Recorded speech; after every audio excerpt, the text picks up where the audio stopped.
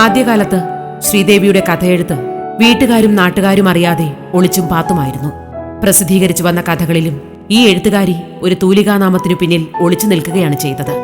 സാഹിത്യ ലോകത്ത് ഇവരുടെ കഥകൾ ശ്രദ്ധിക്കപ്പെടുന്നതോടെ എഴുത്തുകാരിക്ക് ജനമധ്യത്തിലേക്ക് ഇറങ്ങിവരേണ്ടി വന്നു. മലയാളത്തിനപ്പുറം സംസ്കൃത ഭാഷ പഠിക്കാൻ അവസരം കിട്ടുന്നതോടെയാണ് ഒരു എഴുത്തുകാരി എന്ന നിലയിൽ ശ്രീദേവി കൂടുതൽ പ്രകാശം പരത്താൻ തുടങ്ങുന്നത്. ഞാനന്ന് സീസ് എന്ന് പറഞ്ഞിട്ടാണ് എഴുതുക, ആരും അറിയരുതെന്ന് വിചാരിച്ചിട്ട്. SIS സീസ് എന്ന് പറഞ്ഞിട്ട് തന്നെയാണ്. പേടിയാണ്. വീട്ടിലറിഞ്ഞാൽ അത് ഒട്ടും പ്രോത്സാഹനമില്ല എന്നല്ല, ചിലപ്പോൾ ചീത്ത പറയുകയും ചെയ്യും. അപ്പോൾ ഞാൻ ആരും അറിയണ്ടെന്ന് വിചാരിച്ചിട്ട് ഇങ്ങനെ സീസ് എന്ന് പറഞ്ഞിട്ടാണ് എഴുതിയിരുന്നത്. കുറേ കഴിഞ്ഞപ്പോൾ പത്രാധിപരുടെ കത്ത് വന്നു. ഇനി ആ മറയുടെ ഉള്ളിൽ നിന്ന് മാറി നിൽക്കുമോ, പത്രമൊക്കെ ആയില്ലോ, ഇനി ആവാം, ഇനി മാറി നിൽക്കുമോ, സ്വന്തം പേരിൽ വയ്ക്കുമോ എന്ന് പറഞ്ഞു. പിന്നെ ഞാൻ ശ്രീദേവി എന്ന് വെച്ചിട്ട് എഴുതി തുടങ്ങി. അങ്ങനെയാണ് ശരിക്കും ജയകേരളാണ് എൻ്റെ രണ്ടാമത്തെ ഈ കഥകൾ പ്രസിദ്ധപ്പെടുത്തിയത്. പിന്നെ അത് കഴിഞ്ഞപ്പോഴേക്കും 16-ാമത്തെ വയസ്സിൽ വിവാഹം കഴിഞ്ഞു, കൂടല്ലൂർ വന്നു. പിന്നെയും ഞാൻ എഴുതും, പക്ഷേ കാര്യമായിട്ടുള്ള ഇതൊന്നും ഉണ്ടായിട്ടില്ല അന്ന്. അവിടെ നിന്ന് വീട്ടിലാണ് അന്ന് എൻ്റെ കഥകൾ ശ്രദ്ധിക്കുക. വീട്ടിലേക്ക് തന്നെ വലിയതായിരുന്നു. വീട്ടിൽ ഭട്ടതിരിപ്പാടിന് വീട്ടിൽ ഓരോ സമയത്തും കഥ വന്നാൽ അപ്പം പറയും, അതിനെപ്പറ്റി അഭിപ്രായം പറയും. വീട്ടിൽ നല്ലോണം എന്നെ ശ്രദ്ധിച്ചായിരുന്നു, ഒരു വാത്സല്യപൂർവ്വം ശ്രദ്ധിച്ചായിരുന്നു. തൃശ്ശൂർ താമസമാക്കിയപ്പോൾ എൻ്റെ വീടിൻ്റെ തൊട്ടടുത്തൊരു അമ്പലമുണ്ട്, ഈ ചെറുമുക്കമ്പലം. ആ അമ്പലത്തിൽ എൻ്റെ ഹസ്ബൻഡിൻ്റെ പിറന്നാളിന് പായസം കൊടുത്തതായിരുന്നു. അപ്പോൾ മകനും അനിയനും കൂടിയിട്ട് അത് മേടിക്കാൻ പോയി. അവിടെ വെച്ചിട്ടാണ് സുബ്ബരാമപട്ടരെ കണ്ടത്. സോ അത് വലിയൊരു നാടകീയമായിട്ടുള്ള കാണലായിരുന്നു. ഭഗവാൻ കാണിച്ചു തരാനുള്ള മട്ടായിരുന്നു. സുബ്ബരാമപട്ടർ എന്നെ കൂടല്ലൂർക്കാണ് വിവാഹം കഴിച്ചു വന്നത്. എൻ്റെ അമ്മയും കൂടല്ലൂരായിരുന്നു. കൂടല്ലൂർ വന്നിട്ട് സുബ്ബരാമപട്ടർ കുറേ കാലം സംസ്കൃതം പഠിച്ചിട്ടുണ്ട്. പിന്നെ എൻ്റെ ഹസ്ബൻഡിൻ്റെ അച്ഛനെ ഇംഗ്ലീഷ് പഠിപ്പിക്കാൻ അവിടെ താമസിക്കുന്നുണ്ട്. അപ്പോൾ അദ്ദേഹത്തിന് കൂടല്ലൂരെന്ന് പറഞ്ഞാൽ വലിയ ബഹുമാനമായിരുന്നു. അപ്പോൾ പറഞ്ഞു, അപ്പോൾ മകൻ പറഞ്ഞു, അമ്മ കുറേശ്ശെ എഴുതും എന്ന് പറഞ്ഞു അത്രേ. അപ്പോൾ അമ്മ സംസ്കൃതം പഠിച്ചിട്ടുണ്ടോ എന്ന് ചോദിച്ചു. അതൊന്നും ഞാൻ അറിഞ്ഞിട്ടില്ല പറഞ്ഞു. എന്നാൽ ഞാൻ പഠിപ്പിക്കാം എന്ന് പറഞ്ഞിട്ട് എന്നെ ഞങ്ങളുടെ വീട്ടിൽ വന്ന് അദ്ദേഹം വിളിച്ചു. എന്നിട്ട് ഞാൻ എന്നും വൈകുന്നേരം കുട്ടികളൊക്കെ വന്ന് ഊണ് കഴിഞ്ഞ് പോയാൽ അവർ പിന്നെ വൈകുന്നേരം വരുന്നവരെ അവിടെ സുബ്ബരാമപട്ടരുടെ അടുത്ത് പോയിട്ട് ഇരുന്നിട്ട് സംസ്കൃതം പഠിക്കും. 87-ാമത്തെ വയസ്സിൽ അദ്ദേഹം മരിച്ചു. അതുവരെ ഞാൻ അദ്ദേഹത്തിൻ്റെ ശിഷ്യയായിരുന്നു. ശിഷ്യ എന്ന് മാത്രമല്ല, അദ്ദേഹം എന്നെ വാർത്തെടുത്തു എന്ന് പറയാം.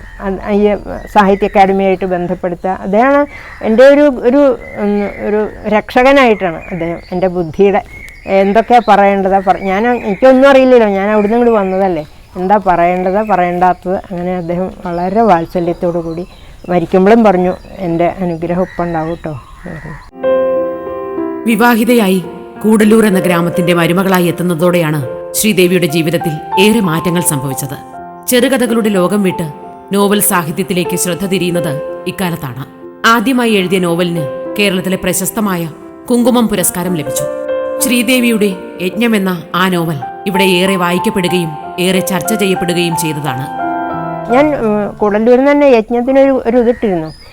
ഞാൻ അറിയണ ഒരു സ്ത്രീ അനുഭവിക്കണ ഒരു ദുഃഖമാണ് യജ്ഞത്തിൻ്റെ പ്രമേയം. അപ്പോൾ അതിങ്ങനെ എന്നെ വല്ലാതെ, അവരെൻ്റെ കൂടെ എപ്പോഴും കൂടല്ലൂർ വന്നിട്ട് താമസിക്കുകയൊക്കെ ഉണ്ടായിരുന്നു.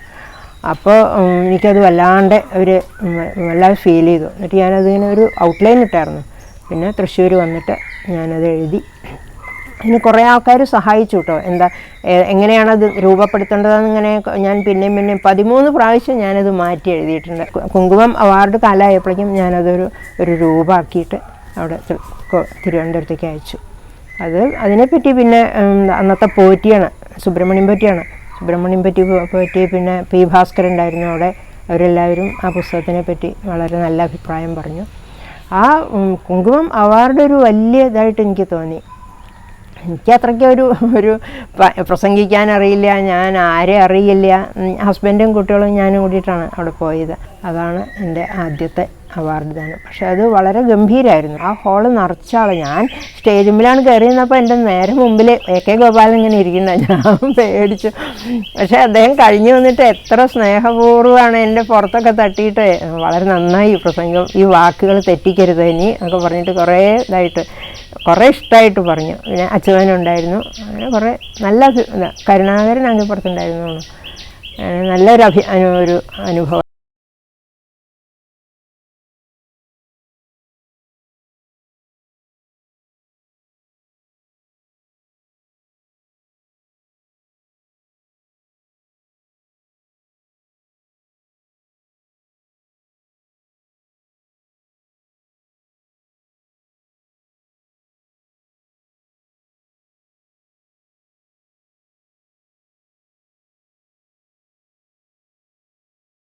മണി ഇങ്ങനെ കേൾക്കും 4 മണി മറ്റേ അമ്പലത്തിൽ നിന്ന്, വടക്കുന്നാഥൻ്റെ അമ്പലത്തിൽ നിന്ന്.